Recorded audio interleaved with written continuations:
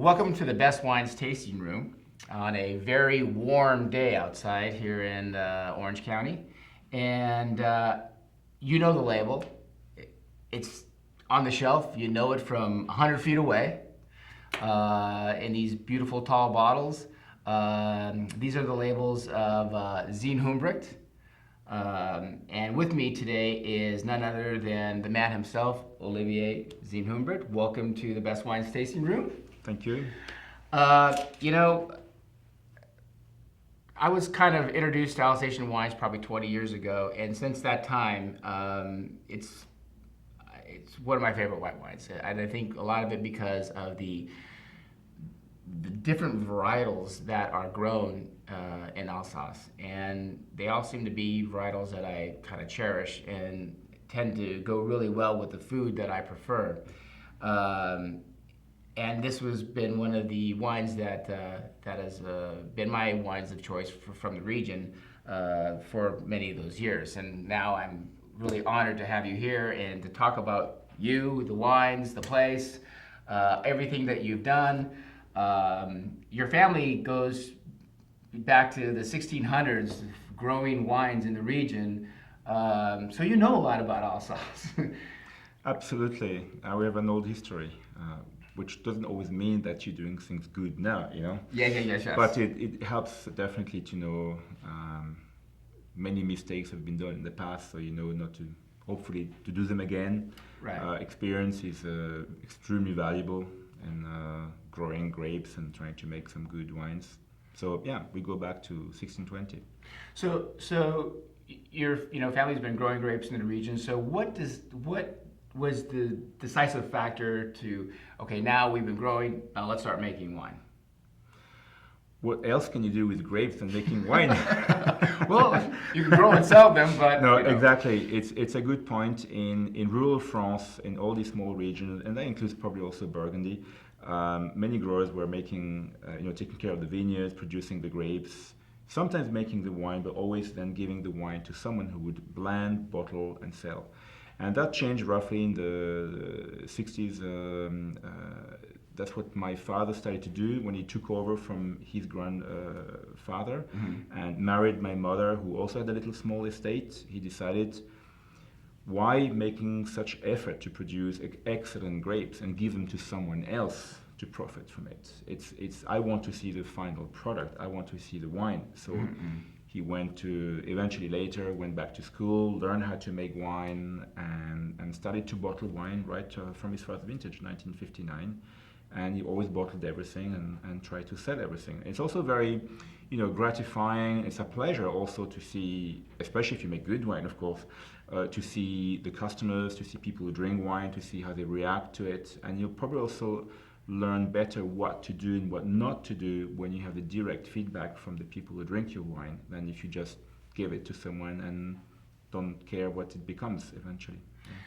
Yeah. It's talking about your father. It was I read earlier that many of the Alsatian producers or growers, because of the steep terrain, decided that this is too difficult for me to farm. I like to stay in the flatlands. Let's get rid of some of these vineyards. Yet your father was instrumental in recognizing that some of these vineyards were some of the top areas to grow. Absolutely. It's much easier to walk flat than climbing a mountain, and it's also cheaper to farm on the flat valley floor because you can use, especially in those days, tractors and machines, which you can't do on a steep slope. But he was actually lucky because of that, because all these valley floor land was actually more valuable in terms of money, and they're more expensive to buy, that's what I meant, than the hillside. So my father was a kind of vineyard collector. He read old books trying to find out why a vineyard had a strong reputation 500 years ago or 1,000 years ago. And he was lucky that all these vineyards were available because nobody wanted to break their back working them. And that's how he was able to acquire vineyards like Rangen and things like that in the 70s. Today, things have changed. Of course, we value the quality. Alsace has recognized them, also through a Grand Cru classification. And it's much more difficult nowadays to acquire these vineyards. But in his days, he was very, very, very lucky to be able to get all that. Yeah. So now obviously you're in the picture, and you learn from your father, and you know come from a wine growing family, and so now young Olivier's now kind of taken over a little bit the property, and so now you're all of a sudden getting introduced into biodynamics and that whole farming process. And so what was it that really you said, this is what I have to do. This is what we need to do. It was just a problem of literally.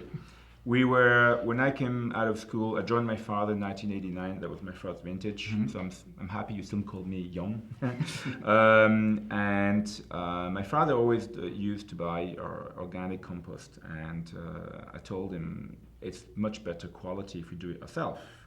And he said, good luck with it, try it. And I tried, and effectively our compost was really, really bad in the beginning because we were buying many manure that came from conventional farm using far too many chemicals that didn't allow the manure to transform into compost properly. So we had to go for organic manure to make better quality compost, which was the case. And one day with such a good quality compost we had that talking to the farmer and trying to secure every year a certain amount of his manure, I understood he was biodynamic, and I knew at the time I'm talking about the early 90s, that some other growers were moving there in Burgundy, in the Loire Valley, and so on.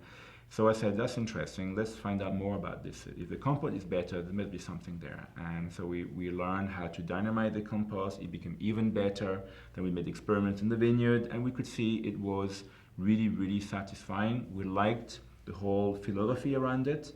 We liked the results we could see on the soil, on the grapes, on the vines.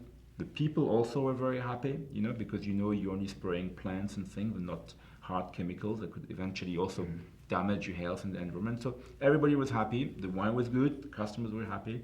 So it was a very easy move. We also had, in the late 80s, came the moment of the limitation of the chemicals, and eventually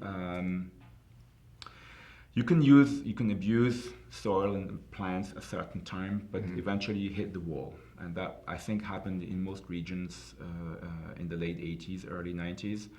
And if you wanted your bottle to be true Alsace wine, you want some influence from the soil and the area into the wine. Otherwise, it's just a simple Riesling that could come from anywhere. Sure. For that, the soil has to be alive. The soil has to be able to feed the vine. The roots have to be able to grow deep. You want the whole system to function properly. Right.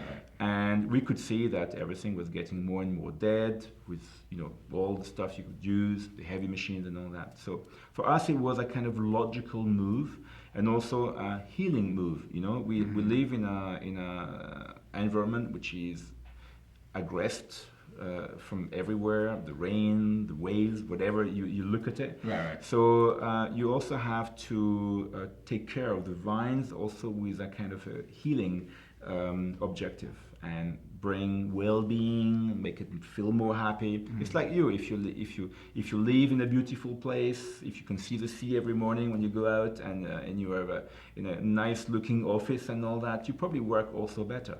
So biodynamic is not just using organic methods; it's also trying to communicate with the vine and bring it some really interesting stuff. So, is an area like Alsace a difficult place to farm biodynamic? There is not such a difficult or easier place. Some places have certain problems, like if you go closer to the ocean, the Atlantic Ocean, you probably have a more certain disease problem because it'll be more humid. We are very lucky now that to have a very, very dry weather due to the protection of the Vosges mountains. But we have other problems. The alternate cold nights, warm days causes other disease problems. Not using herbicides on these steep, and I say steep, it's like that sometimes, soils also causes more pain and hard work. So I would say every region in the world has advantages and sometimes drawbacks in doing some kind of organic or biodynamic cultivation. I would say one is much easier than the other.